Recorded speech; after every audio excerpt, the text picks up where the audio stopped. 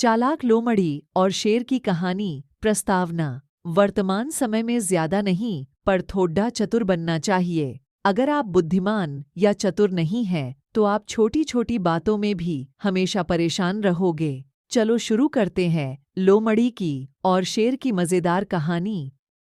जंगल में एक खतरनाक शेर बसता था। वह रोज किसी न किसी मासूम जानवर का शिकार करके उसे खा जाता था। सभी जानवर उससे डरते थे और उसको देखकर सभी भाग जाते थे।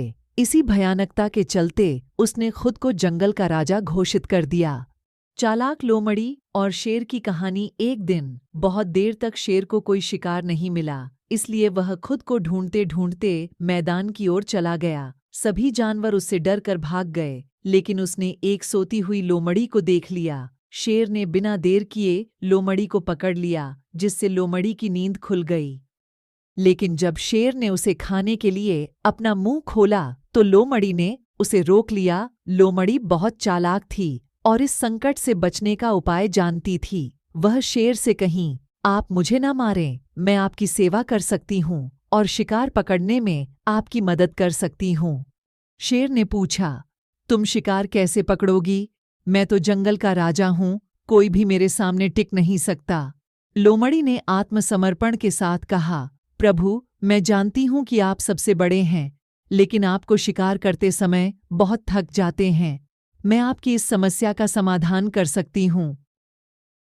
शेर ने पूछा, तुम कैसे? लोमड़ी ने कहा, मैं आपके लिए शिकार लाया करूंगी और उसके बदले आप मुझे कभी मत खाना। शेर ने बिना देर किए लोमड़ी को छोड़ दिया और उसे अपना सचिव बना लिया।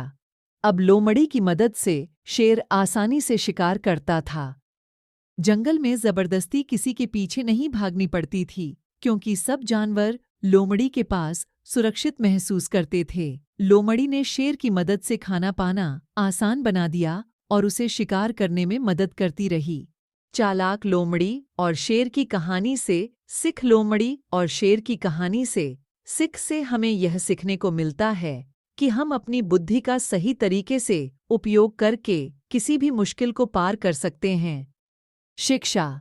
हमें इस कहानी से यह शिक्षा मिलती है कि हमें सबकी बात सुननी चाहिए और साथ में हमें अपने सामर्थ्य का भी पूरा ज्ञान होना चाहिए।